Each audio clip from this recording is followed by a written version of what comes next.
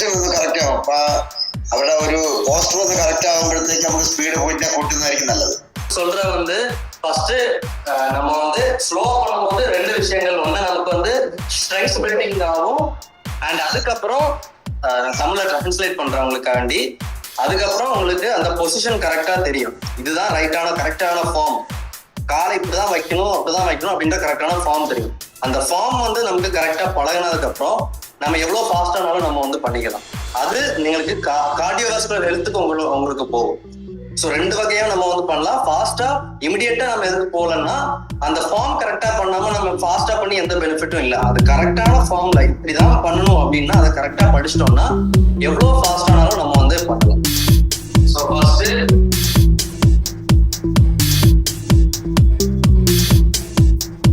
ஸ்லோவா நல்லா எடுக்கும். அதுக்கப்புறம்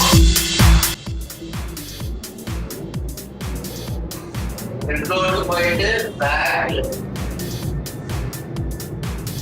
இது നിങ്ങൾക്ക് காலை நீங்களும் குறைச்சு விரிச்சு வைக்கலாம்.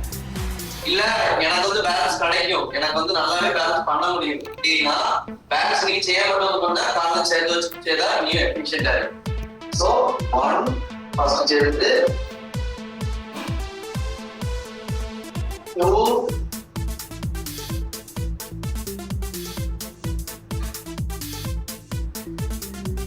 நீயும் பண்றீங்க. இன்னைக்கு பட்டுலா நிறைய பிராக்டிஸ் செய்யணும். தாழ நல்லா நீங்க உஷாரம் செய்யும். எந்த பட்டும் அத்தையும் நம்ம வைக்கலாம். காலை மழையாது, காலை மழையாது. பின்னாடி ஏதையும் ஒரு கால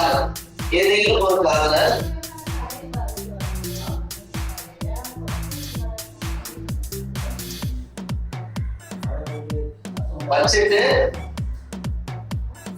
போல்டு மேல பார்க்கணும். நல்லா பாண்டிய. சோ உங்களுக்கு அந்த எல்லா இடத்துலயும் ஸ்ட்ரெச் வர தெரியும். உங்களுக்கு பேக்ல ஸ்ட்ரெச் வர தெரியும், இவ்வளவு ஸ்ட்ரெச் தெரியும், கழுத்துலயே உங்களுக்கு ஸ்ட்ரெச் வரும். Full stretch. அண்ட்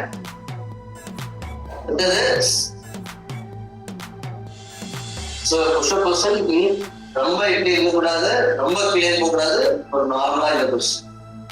அப்படியே ஒரு வாட்டி நான் ஃபுல்லா பண்ணிடுறேன். நிறைய உதாரணம் ஃபுல்லாக செய்யாம பின்னாடி வந்து திரும்பி ஸ்லோ ஆயிட்டு செய்யணும். ப்ராசஸ் பண்ணக்குள்ள முட்டினா பேக்ல வச்சுட்டு கொஞ்சம் போய் செஸ்ட் இவ்வளவு வரணும். செஸ்ட் ரெண்டு கையில மிடில் வரணும். செஸ்ட் கொஞ்சம் பேக்ல போய் செஸ்ட் இவ்வளவு வந்து செஸ்ட் இங்க வச்ச எத்தி கீழே பேக் மேல ஏறு.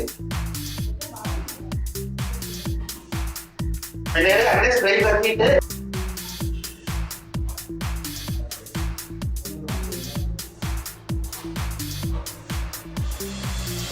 அடுத்தது உங்க தொப்பை பார்க்கணும். வயர்ல காணணும். இல்ல வயர்ல பார்த்தோம்னா அண்ட் ஈ காலு பேக்ல ஈ காலு இங்க இருக்கணும். இங்க தாழை இருக்கணும். தாழை ஃபுல் கால் உங்களுக்கு பாதம் கீழே இருக்கும். இங்க இருக்கணும்னா இப்படி தூக்க முடியாது. ஸோ ஸ்டார்டிங்ல சம்டைம்ஸ் எல்லாருக்கும் பண்ண முடியாது. பட் மேக்ஸிமம் ட்ரை பண்ணுங்க. மேக்ஸிமம் ட்ரை செய்யணும்.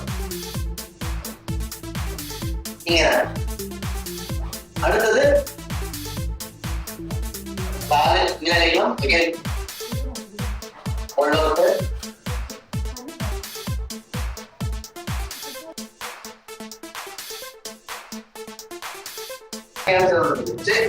பேக் பின்னாடி தள்ளிட்டு அப்படி எடுக்கணும். அதான் நல்ல எஃபெக்ட் வரும்.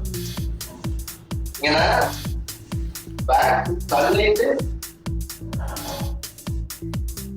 இங்கே செய்யும்போது கையில நல்ல ஸ்ட்ரெச் ஆயிட்டு இங்க போகும்போது இவ்வளவு ஸ்ட்ரெச் எவ்வளவு எங்கெல்லாம் ஸ்ட்ரெச் உங்களுக்கு ஒவ்வொரு ஆசனம் வரும். அதெல்லாம் நல்லா ஃபீல் பண்ணா அது ஒரு ஃபுல் ஃபீலிங்கா இருக்கு. அது நல்ல ஒரு ஃபுல் ஃபீலிங் ஆயிடும். அது செய்யும்போது அத்தனையும் பாடியில அது அந்த எஃபெக்ட் காணப்படும்.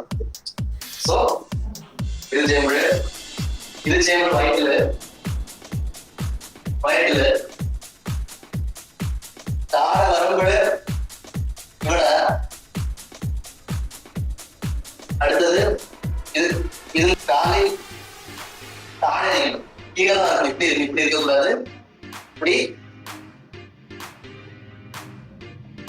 நிறைய ஸ்ட்ரெச் வரும்.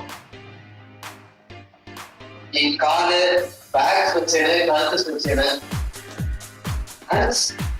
இதுல பர்சன் வெயிட் செய்யணும், அதான் நான் பண்ணுது. இது ஆர்ம் ஸ்ட்ரென்த்லாம் நல்லா. இது அதே பர்சன் பின்ன பேக்வர்டு குறைச்சு போய் செஸ்ட் இங்க நினைக்க பாடல, பேக் காலும் இங்க நினைக்க பாடல. இதுவும் தாடையும் என்ன சின்ன நேரம் தான் இங்க நேரம். புஷ் எடுத்து உள்ளாயிட்டு கையை என்ன சொல்லுடா, அது கோபரா ஸ்விட்ச்ல நம்ம என்ன செய்யும். இது பெண்ட் இருக்கான், பெண்ட் இருந்து கால் பேக் எப்படி இருக்கணும், அவன் அதுல மூச்சே மாட்டான். அவனே நம்ம இதை செய்யணும். காலை ஏது இதுவும் காலம் அட்ஜஸ்ட் செய்யலாம். அதனால நம்ம ட்ரெஸ் கரெக்ட் பண்ணுது. அட்ஜஸ்ட் செய்யாது, அட்ஜஸ்ட் பண்ணாம நம்ம காலை பின்னால நான் ஜஸ்ட் உங்களுக்கு பாக்குறதுக்காக மட்டும் தான் அட்ஜஸ்ட் பண்றேன். காலை கீழே கீழே போகணும். எனக்கே கஷ்டமா இருக்கு ஆக்சுவலி. പക്ഷേ ഈ സ്ഥലത്ത് വേറെ ലെവൽ സെറ്റ് ഉണ്ടാവും, വേറെ ലെവൽ സെറ്റ് ഉണ്ടാവും.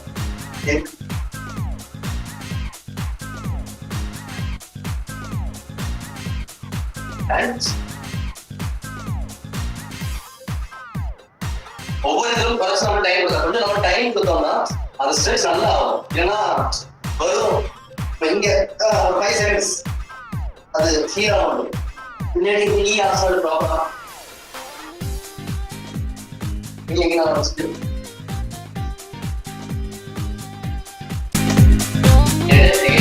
ஒரு ஸ்ட்ரெச் வீல் செய்யலாம்.